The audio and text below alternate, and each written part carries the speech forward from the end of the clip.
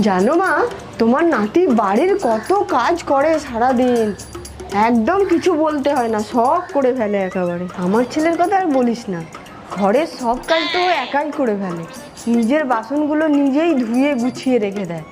কি বলবো, এমন লক্ষ্মী ছেলে। যত সব নাটক। আমি এখানে 365 দিন কাজ করি, সেটা কারো নজরে আসে না। আর ভাই কি একদিন একটা বাসন মেজে দিয়েছে, একদম কাজ করে উদ্ধার করে ফেলেছে। এই একদিন দাঁড়া, এই ঠিক করে বস, ওখানটা কত নোংরা লেগে আছে। আর বলিস না, মেয়েটা ঠিকঠাক করে কাজও করতে পারে না, শ্বশুর বাড়িতে গিয়ে কত কথা শুনতে হবে যে জানি না।